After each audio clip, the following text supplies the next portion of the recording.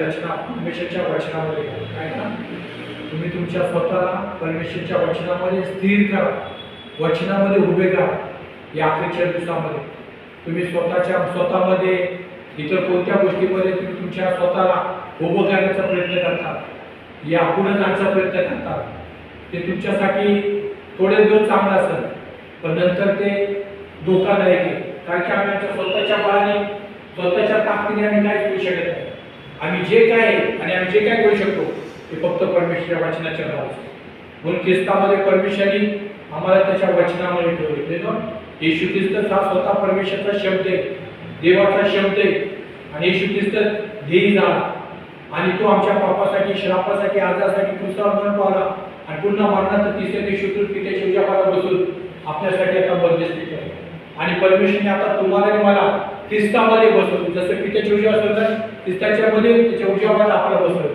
म्हणजे देवाने तुम्हाला आणि मला त्याच्या मंडळीला वचनामध्ये स्थापित करून टाकले या युगात आणि युगासाठी. म्हणून आम्ही आमच्या वचनामध्ये राहणं आणि वचनानुसार जीवित क्रम जगणं खूप महत्त्वाचं आहे.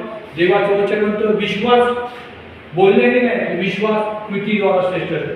आम्ही कितीही मोठ्या मोठ्या गोष्टी बोलू, किती मोठे मोठे अभिवचन बोलू, पण आमचं विश्वासमध्ये वचनाला आमचं जीवन अनुसरून कृतीमध्ये नसेल तर सर्व काही व्यर्थ आहे. म्हणून बायबल म्हणतं स्वर्गाचं राज्य बोलण्यात नाही तर सामर्थ्यात आहे. कशात आहे? स्वर्गाचं राज्य बोलण्यात नाही तर सामर्थ्यात आहे. देवा सामर्थ्य आहे, देवाचं वचन आहे. म्हणून आम्हाला या दिवसात, या आजच्या दिवसामध्ये देवाच्या वचनामध्ये राहणं, देवाच्या वचनाचा अभ्यास करणं, देवाच्या वचनानुसार आम्ही कृती करणं खूप महत्त्वाचं आहे. स्तुती असो, देवाचं वचन. म्हणून तर म्हणताना प्रभूचं वचन काय म्हणतं? तुम्ही मला प्रभू प्रभू म्हणता. काय देवाचं वचन काय म्हणतं? तुम्ही मला प्रभू प्रभू म्हणता, मग मी जे सांगतो ते तुम्ही काय करत नाही. म्हणजे काय? प्रभू काय म्हणतात? तुम्ही मला प्रभू प्रभू म्हणताय, थोडे थोडंसं नाही, चांगले तुम्हाला प्रभू म्हणता, पण प्रभू म्हणून काय करता? मी जे सांगतो ते तुम्ही ऐकता का? जे वचन मी तुम्हाला दिले, जे वचन लोकांच्या रेमा वचन मी तुम्हाला दिले, त्यानुसार तुमचं जीवितक्रम आहे का? त्यानुसार तुमचं जीवन आहे का? तुमचं बोलणं वचनाला अनुसरून आहे का? तुमचं पाहणं देवाच्या वचनाला अनुसार आहे का? तुमचे विचार कल्पना परमेश्वराच्या वचनाला अनुसरून आहे का? तुमचे कृती परमेश्वराच्या वचनाला अनुसरून आहे का? तुमचं शिक्षण परमेश्वराच्या वचनाला अनुसरून आहे का? काय तुमचं फक्त वचन बोललं आणि प्रभू प्रभू करणं आणि नंतर काय ह्या भावाच्या बद्दल बोलणं, त्या बहिणीच्या बद्दल बोलणं, या सेवकाच्या बद्दल बोलणं, त्या सेवकाच्या बद्दल बोलणं, या मंडळीच्या विरुद्ध बोलणं, त्या मंडळीच्या विरुद्ध बोलणं, हा भाव तसा करतो, तो भाव तसा करतो आणि सर्व काय तसं बोलून आणि आम्ही प्रभूची स्तुती आणतो आणि पवित्र पृथ्वीवरती हो आणि मग मंडळीमध्ये हो हालेलुया हालेलुया प्रभू पवित्र पवित्र परमेश्वर. हे देवाचे म्हणतो प्रभू म्हणतो की तुम्ही मला प्रभू प्रभू म्हणता, पण मी जे सांगतो ते तुम्ही काय करत नाही. प्रभूने म्हणले त्याच्या वचनामध्ये पवित्र शास्त्रात प्रभू म्हणतात मी जे सांगतो ते जो ऐकतो आणि न करतो तो कोणासारखा आहे. तर म्हणून प्रभूने बायबलमध्ये पवित्र शास्त्रामध्ये एक दाखला दिला. प्रभू म्हणला की जो माझं वचन ऐकतो, जो माझं वचन ऐकतो, मी जे बोलतो ते माझं वचन ऐकतो, त्यानुसार कृती करतो, तो व्यक्ती कसा आहे माहिती का? त्याने आपलं घर खणून खणून फक्त वाढवरती नाही, मातीवर नाही का, नम्र मूलवर नाही, तर खोल खणून खणून खडकावरती त्याने आपलं घर बांधले. आणि देवाचं वचन, देवाचं वचन येशू हा देवाचा खडक आहे. त्या खडकावरती देवाच्या वचनावरती आम्ही आमचं घर बांधलं पाहिजे, आम्ही देवाच्या वचनावरती आम्ही आमचं घर स्थापित केलं पाहिजे. आमच्या पती पत्नी मुलांना घरा कुटुंबाच्या सेवेला मिनिस्टर आम्ही देवाच्या वचनामध्ये घेतलं पाहिजे आणि त्या वचनामध्येच आम्ही उभं राहिलं पाहिजे आणि त्या वचनानुसार सर्वात चांगल्या वाईट परिस्थितीमध्ये देवाच्या वचनालाच आम्ही घेऊन राहिलं पाहिजे. म्हणून तो प्रभू म्हणतो जो कोणी माझा ऐकतो आणि तो कसा व्यक्ती तो खोल खणून खणून खडकावरती त्याने आपलं घर बांधले आणि त्यांनी घर बांधलं काय होतं? वादळ आला, वादळ आलं, संकट आलं आणि त्या घरावरती आदळलं. काय झालं? की घर कोसळलं नाही का? कारण की जो देवाच्या वचनानुसार आपले जीवित क्रम जगतो, जो देवाच्या वचनानुसार आपलं जीवित चालतो, त्या वचनानुसार राहतो, त्याच्या मुखामध्ये त्याच्यामध्ये अधिकार आहे माझ्या भावानं. त्याच्या जीवनाच्या द्वारे येशूच्या नावाने अधिकार कार्य करतो माझ्या भावानं. बघा वादळ आलं, संकट आलं, त्रास आला, पण ते घर आदळलं नाही का? याच्यामध्ये फरक आहे. काय फरक आहे? की एक तो देवाच्या वचनानुसार जीवित जगणारा व्यक्ती देवाच्या वचनामध्ये राहणार आहे, म्हणून त्याला येशूच्या नावाने त्याला अधिकार देण्यात येते आणि त्याचं ते अधिकार कार्य करतं स्वतःसाठी. कुटुंबासाठी, आपल्या मंडळीसाठी, मंडळीच्या लोकांसाठी, शहरासाठी, प्रत्येक ठिकाणी तेव्हा जो वचनाचा जीवित जगतो, आपलं घर वचनामध्ये बांधले, तो व्यक्ती येशूच्या नावाने बोलतो, तर ते वादळ, संकट, ते सर्व काही सैतानाचे हल्ले, सैतानाचे परीक्षे, सैतानाचं कार्य, त्याला येशूच्या नावाने तो धमकतो. ते वादळ त्याच्या विरुद्ध कार्य करत नाही, ते संकट त्याच्या घरच्या कुटुंबाच्या कार्य करत नाही. तर म्हणून प्रभू काय म्हणतो, शत्रू एका मार्गाने तुझ्यावर हल्ला करणे, पण तुम्ही त्याला 7 मार्गातून करतो. जो व्यक्ती देवाच्या वचनानुसार आपले जीवित करून जगतो, जो व्यक्ती आपल्या वचनामध्ये राहतो, त्याच्या मुखामध्ये सामर्थ्य माझ्या भावाला, त्याच्यामध्ये अधिकार आहे, आणि तो अधिकार येशूच्या नावाच्या जीवनात काय करतो. म्हणून तो शत्रू त्याच्या घरात, कुटुंबावरती, इतर भागामध्ये हल्ला करतो, तो अधिकारचा वापर करतो आणि तो पळून जातो. म्हणून ते घर पोचत नाही माझ्या भावाला. परंतु देवाचं म्हणतो की मग प्रवेश होतो, परंतु मी जे सांगतो ते ऐकत नाही. तो व्यक्ती कुणासारखा माहिती का, त्यांनी आपलं घर खडकावरती नाही, तर त्याने आपलं घर वाढवरती बांधले. म्हणजेच काय, त्याच्या मुखामध्ये येशू दिसते, त्याच्या प्रार्थना करतो, स्तुती आराधना करतो, मंडळीमध्ये जाऊन प्रार्थना करतो, मंडळीमध्ये तत्पर आहे, देवाची सेवा करतो, सर्व काय करतो, पण वचनानुसार आपले जीवित करणं नाही, वचनानुसार पाहणं नाही, वचनानुसार ऐकणं नाही, वचनानुसार बोलणं नाही, वचनानुसार कृती नाही, वचनानुसार शिकवण नाही. म्हणून तो जेव्हा आपण अधिकारचा वापर करतो येशूच्या नावाने, तर अधिकार कार्य करत नाही. मग तोच व्यक्ती म्हणतो, असं काय होतं, त्याच्याद्वारा प्रभू तू कार्य करतो, त्याच्याशी तू प्रेम करतो का? देव प्रभू कुणाचा पक्षपात करत नाही. फरक काय आहे, तो देवाचं वचन ऐकतो, देवाच्या वचनानुसार जीवित करून जगतो, तू देवाचं वचन ऐकत नाही, वचनानुसार जीवित करून जगत नाही. म्हणून तो अधिकारचा वापर करतो येशूच्या नावाने, पण कार्य करत नाही. का? तो वादळ, ते हल्लं, तो बायबल म्हणतं, ज्यांनी वाढवते आपलं घर वाढलं, वादळ, संकट आलं, पैशाला काय झालं, ते घर जमीनदोस्त झालं माझ्या भावाला. ते फक्त घर म्हणजे काय, तुम्ही स्वतः आहे आणि तुमच्यावर राहणार आहे ते लोक, पण ते परिस्थिती पण जमीनदोस्त होतात माझ्या भावाला. त्यांना पण तुमच्यामुळे त्यांना शारीरिक मानसिक त्रास होतो. म्हणून हे प्रभू काय म्हणतो, मी तुम्हाला सांगतो, मी तुझ्यासोबत जीवन आणि मरण ठेवलेले. काय जीवन आणि मरण ठेवले? मरण काय? देवाच्या वचनाची विरुद्ध जीवन जगणं. जीवन काय? देवाच्या वचनानुसार, देवाच्या इच्छेनुसार जीवन जगणं. जेव्हा प्रभू मी तुझ्यासोबत जीवन आणि मरण ठेवले, माझ्या मुला, माझ्या मुली, आता तुझ्या हातात आहे, तुला काय पाहिजे तू निवड. पण तुम्ही म्हणतो, तुझा बाप, तुझा परमेश्वर म्हणून मी म्हणतो, तू जीवनच निवड, आणि जो पण तो निवडतो त्याला त्याचं प्रतिफल भेटतं. म्हणजे तुम्ही चांगलं निवडलं, जीवन निवडलं, वचन निवडलं, तर तुम्हाला त्याचं प्रतिफल भेटणार. तुम्ही मरण निवडलं, परमेश्वराच्या वचनाच्या विरुद्ध जग जसं जगतं तसं जीवन जगतं, त्याचं प्रतिफल तुम्हाला भेटेल माझ्या भावा. म्हणून तुम्ही तुमच्या वचनावरती तुमची स्वतःची रचना करा, तुम्ही तुमच्या स्वतःला वचनावरती उभं करा.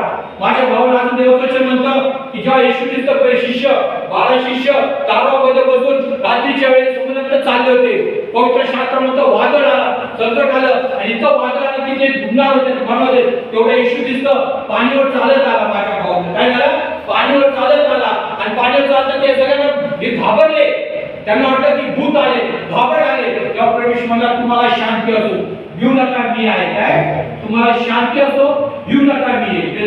जेव्हा वचनानुसार आम्ही वचनामध्ये आम्ही परिपक्व नसो, आमच्या अंतर्गत भीती कार्य करतो, मनात भीती कार्य करतं. जेव्हा असं बोलल्यानंतर त्याच्यामध्ये 12 शिष्य होते, त्याच्यात एक शिष्य पेत्र म्हणला, प्रभू जर तूच आहेस तर मला आज्ञा कर की मी पण पाणीवर चालू घेऊ. येशू म्हणला, काय म्हणला? ये. जसं तू ये म्हणला, पेत्राने आपलं पाऊल पाण्यावर टाकलं. जसं येशू ख्रिस्त समुद्रावरती पाण्यावर चालला, तसं पेत्र देखील चालू लागला माझ्या भावाला. जो तुम्ही देवाच्या वचनाच्या अनुसार जीवन जगता, देवाच्या वचनावरती विश्वास धरता, देवाच्या शब्दावरती विश्वास धरता, प्रत्येक परिस्थितीत तुम्ही तुडून चालणार माझ्या भावाला. प्रभू बरोबर पुढे चालणार माझ्या भावाला. ते तुम्हाला डुबू शकत नाही, ते तुम्हाला काढू शकत नाही, ते तुमच्या जीवनात चोरी करणार, घात नाश करणार नाही माझ्या भावाला. जेव्हा तुम्ही वचनावरती उभे राहता, चालता, प्रभू तुमच्या बरोबर आहे. सर्व वादळ त्रास निघून जातं. वादळ परंतु थोडेसे काय झालं माहितीये का? वादळ चमकलं, पेत्राने त्या वादळाला भिजला पाहिला आणि घाबरला. जेव्हा तो घाबरला तर काय झालं? पाणीमध्ये डुबू लागला माझ्या भावाला. जेव्हा तुम्ही देवाच्या वचनावरती शंका कुशंका करता माझ्या भावाला, देवाच्या वचनावरती तुम्ही तुमच्या स्वतःची रचना करणार नाही, बांधणार नाही. जेव्हा वादळ संकट येईल माझ्या भावाला, तर ते वादळ संकटाला पाहून तुम्ही घाबरणार. माझ्या भावाला विश्वासाच्या द्वारे देव कार्य करतो, आणि अविश्वासाच्या भीतीच्या द्वारे सैतान कार्य करतो माझ्या भावाला. जेव्हा पेत्रामध्ये भीती आली माझ्या भावाला, तर ज्या पाणीवरती तो चालत तेच पाणीमध्ये तो डुबायला लागला माझ्या भावाला. इतक्या दिवस करतो, वचनामध्ये स्वतःला उभा करतो, आपण परिस्थितीत तुरंत जातो, आजारात तुरंत जातो, कमी घटनेत तुरंत जातो, इथं चुकीच्या परिस्थितीत तुरंत जातो. पण ज्यावेळी आम्ही देवाच्या वचनाकडे लक्ष देत नाही, देवाच्या वचनावरती आपली स्वतःच्या विश्वासामध्ये बांधणी करत नाही, काही करत नाही, इतर गोष्टीवरती आम्ही लक्ष देतो, आमच्या स्वतःच्या बुद्धीवरती, ज्ञानावरती, ताकदवरती, परिस्थितीत माझ्या भावाने ते तुम्हाला सारा आधार देऊ शकत नाही. बाबाच्या बद्दल पेपरच्या दुसऱ्याकडे लक्ष भीती आली आणि तो डुबायला लागला माझ्या भावाने. बोलायचं कारण काय? तुमची बांधणी, तुमची रचना तुम्ही देवाच्या वचनावरती स्थिर केलं पाहिजे, बळकट केलं पाहिजे. बाहेर देवाने तुम्हाला वचन दिलेले, देवाने तुम्हाला वचन दिले, लोकांच्या रेमवचन दिलं. आता त्या वचनामध्ये, त्या लोकांच्या रेमवचनामध्ये स्वतःची रचना करा, स्वतःची बांधणी करा माझ्या भावाला. देवाने ख्रिस्तामध्ये तुम्हाला स्थिर ठेवले, पण आता तुम्हाला देवाच्या वचनात या पाप्यात विचार पिढीत या जगात चालत असताना तुम्हाला देवाच्या वचनावरती स्वतःची रचना करायची, स्वतःची बांधणी करायची माझ्या भावाला. कारण की या दिवसात, येत्या दिवसामध्ये अनेक परिस्थिती, दुःख, त्रास, संकट या सर्वात तुम्ही तोंड देऊ शकता. तुमच्या ताकदीने, तुमच्या बळाने, तुमच्या ज्ञानाने नाही, इथं कोणत्या गोष्टीचे नाही, तर देवाच्या वचनाचं आहे. पण देवाच्या वचनावरती तुमचा विश्वास असला पाहिजे. म्हणून देवाचं वचन काय म्हणतं? माझा धार्मिक विश्वासाने जगत. वेदवान कसा जगत? कोणी धार्मिक, कोणी धार्मिक, ज्यांनी श्रीस्थळ आपलं वैयक्तिक तारणा प्रवेश शिकायले ते प्रत्येक जण देवाचे धार्मिक लेकरे माझ्या भावाने. तो काय म्हणतो? प्रभू माझा धार्मिक विश्वास आहे. म्हणजे याचा अर्थ काय? काही लोक विश्वासात जगणार नाही माझ्या भावाला, माझ्याकडे का? त्यांनी देवामध्ये आणि देवाच्या वचनामध्ये आपली स्वतःची रचना केली नाही, त्यांनी बांधणी केली नाही, स्वतःला स्थिर केलं नाही. म्हणून ते काय? ते अविश्वासामध्ये जीवन करत जातील. इथं कोणाच्या अवलंबून जीवन करत जातील. जर तुम्ही विश्वास, बायबल म्हणतो माझा धार्मिक विश्वास असेल म्हणजे स्वतःची तो रचना, स्वतःची तो बांधणी करेल देवामध्ये, देवाच्या वचनामध्ये, देवाच्या लोकांच्या रेमवचनामध्ये. प्रार्थना तुझ्या देवाला पाहिजे तसं जीवित जगल. आता त्याच्या पलीकडे बायबल म्हणतो तो माझा विश्वास आहे, तो माझा धार्मिक विश्वास जगेल. आणि मी माझ्या धार्मिकाचे शिंग उंच केले. माझा धार्मिक कसा जगल? माझा धार्मिक निर्भीड सिंहाप्रमाणे जगल उभा राहील. म्हणजे कसं? येशू ख्रिस्त वादळावर पण घाबरला का? येशू ख्रिस्त वादळावरती तुडत, समुद्राच्या लाटांना तुडत तो चालला का? कारण की तो देवाची आज्ञा पाळला होता, देवाच्या वचन होतं, देवाच्या वचनाचा जिंकत होता. म्हणून त्याच्यासमोर कोणतीही परिस्थिती कार्य करू शकली नाही, उभे राहू शकला. त्या परिस्थितीला तो तुडत पुढे गेला. तीच अपेक्षा देवाची आता मंडळीकडे, तुमच्याकडे, माझ्याकडे. आम्हाला पण देवाचं वचन म्हणतं तुम्ही तुमच्या स्वतःची रचना बांधणी देवाच्या वचनामध्ये करा, देवाच्या वचनामध्ये करा. जसं पित्याला पाहिजे तसं इच्छा जीवित करून जगा. प्रभू बघा तुमची विनंती आशीर्वाद करेल. Praise Lord, praise Lord, praise Lord, praise Lord. एवढं सांगायचं आपण प्रार्थना करू. शाला तो कोरगो शकारा तो कोरगो शकाला मशाला तो कोरगो शकारा. प्रभू तुला सांगायचं बाबा, जे आज्ञा पाळतो, ज्या आज्ञा नाही पाळत, जो वचनाचं जीवन करतो, जो वचनाचं जीवन करून जगत नाही, दोघांवरती वादळ येते बाबा, दोघांवरती लाट येतात बाबा, दोघांवरती परीक्षा येतात बाबा. पण तो त्याच्यामध्ये एक विजय जोड शकतो आणि एक हारलेला जोड शकतो बाबा. एकच काढायच्यामध्ये एकच फरक आहे. एक जण प्रभू प्रभू म्हणतो, प्रभूचं वचन पाळतो आणि त्यानुसार जीवित करू शकतो, मग तो विजयी जीवू शकतो बाबा. पण तो बाबा एक जण आहे, तो प्रभू प्रभू म्हणतो, पण तो प्रभूच्या वचनानुसार, प्रभूच्या इच्छेनुसार जीवित करून जगत नाही, त्याचं घर कोसळतं परमेश्वर. धन्यवाद करतो बाबा, धन्यवाद करतो. जो तुझ्यामध्ये राहतो, स्थिर राहतो, तुझ्या वचनानुसार जीवित करून जगतो बाबा, त्याला प्रत्येक गोष्टीवरती तू जय दिला बाबा. त्याचं घर काढवार ती तुझ्या वचनामध्ये बांधले आणि तो नेहमी स्थिर आहे बाबा, तुझ्या कृपे दे बाबा. धन्यवाद करतो बाबा. आम्हाला सर्वांच्या मंडळीला या कृपालयाचं घर बाबा, या दिवसात बाबा आम्हाला तुझ्यामध्ये, तुझ्या वचनामध्ये लोक आमची रचना कर बाबा, आमची बांधणी कर, आम्हाला स्थिर कर. आम्हाला आमची बांधणी आम्हाला पण स्थिर राहायचे बाबा. तुझ्या गरजेसाठी जे काय तुझ्याकडे शिक्षा नावाने पवित्र आत्म्याच्या सामशक्ती अभिषेकाच्या तेच जाऊ द्या, जे तुझ्याकडे बांधतो तोडतो का सेवा आज त्या गोष्टी मिस करतो बाबा. तुझ्या वचनातून म्हणा बाबा, योगाच्या पुस्तकात मला देहापासून काही फायदा नाही. मी जे वचन तुम्हाला सांगितलं ते वचन आत्मा जीवन आहे. आणि योगा 8:32 मध्ये म्हणतो सत्य तुला समजत आणि सत्य तुला बंधमुक्त करेल. धन्यवाद करतो बाबा. जे सत्य तुम्ही आम्हाला सांगितलं त्याला आम्ही होय आहे, आम्ही स्वीकारलं बाबा. आमच्या आत्माची शरीर, तुमच्या दुःखाच्या, आमच्या पुत्र्याला, चोरीच्या, आमच्या पतीपत्नी, आमच्या मुलाला, हे धारा कुटुंबाच्या मंडळीला पूर्ण तू बंधमुक्त प्लीज केसमध्ये धन्यवाद. धन्यवाद करतो. सत्य तुला समजत, सत्य तुला बंधमुक्त. आणि योहान 15:3 मध्ये म्हणलं बाबा, जे वचन मी तुम्हाला सांगितले त्या वचनाद्वारे तुम्ही शुद्ध आणि पवित्र सॅक्रिफाइस आहे. स्तोत्र 121 स्तोत्र साहित्यामध्ये वचन म्हणतो बाबा, परमेश्वर तुझं वचन पाठवून आम्हाला निरोगी करतो, आश्रित करतो. रक्षण पोषण करतो, आमच्या गरजा करतो आणि नाशापासून आमच्या आत्मविश्वास बचावतो. जे वचन जे संदेश दिला बाबा त्या संदेशात आमच्या लोकांना आपण सर्वांना बाबा तुम्ही निरोगी केलं, आशीर्वादित केलं, आमच्या लागण्या सर्व गरजा तो पुरवले आणि आमच्या आत्मविश्वासाच्या सर्व प्रकारच्या नाशापासून पूर्ण येशूच्या नावाने पूर्णपणे बचाव करायला मदत करेल. जसं पिता परमेश्वर प्रवेश पोहोचतात तुम्ही तसं तुम्ही आपला आत्मजीव शहरामध्ये आतुबाई प्रवेशमध्ये धन्यवाद. सर्व गौरव महिमा मी तुला जातो जे काय तुझ्यातर्फे येशूच्या नावाने पोहोचतात सांगितलं ते जाऊ दे. जे तुझ्याकडे काढचा भूल सगळं काढ जाऊ आज जे तुझ्याकडे मोकळं दिस करू सर्व चिंता कष्ट भाग तुझ्या पाहून प्रार्थनाचे वचनाचे तुझे दृश्य प्रभावी सांग शकायचे नको येशूच्या नावाने प्रार्थना होता. आमेन.